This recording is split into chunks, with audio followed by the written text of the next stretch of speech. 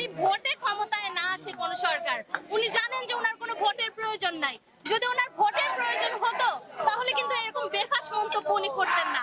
যেহেতু উনি জানেন ওনার ভোটের কোনোই প্রয়োজন নাই এবং উনি বিনা ভোটে বারবার ক্ষমতায় আসতে পারবেন এবং এরকম একটা প্রক্রিয়া দেশে উনি চালু করেছেন, সুতরাং ওনার জন্য এটা কোনো ব্যাপার না।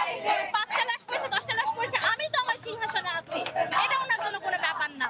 আরেকটা ব্যাপার হচ্ছে ওনার আশেপাশে যে সুশীল সমাজ রয়েছে, সেলুট টু দেম। কি তাদের মেধা, কি তাদের মনন, একটা শব্দ নিয়ে তারা পড়ে আছে রাজাকার। স্যাটার বলে যে একটা শব্দ আছে এটা ওনাদের জানাই নেই যে রাজাকার কে বলেছে। পুরো ডায়লগটাও কিন্তু উনি শোনেন নাই যে তুমি কে আমি কে, রাজাকার রাজাকার কে বলেছে, কে বলেছে স্বৈরাচার স্বৈরাচার, ওই শব্দটার দিকে একটু ধ্যান দেন যে আপনাকে স্বৈরাচার কেন বলা হচ্ছে। কারণ আপনি বিনা ভোটে বারবার ক্ষমতায় এসে এরকম বেফাস মন্তব্য করে যাচ্ছেন একের পর এক, এবং আপনি দেখছেন যে আপনি ভারত যাচ্ছেন, চীন যাচ্ছেন, আপনি যুক্তরাষ্ট্রের সাথে তাল মিলিয়ে চলছেন। আপনি জানেন বহির্বিশ্ব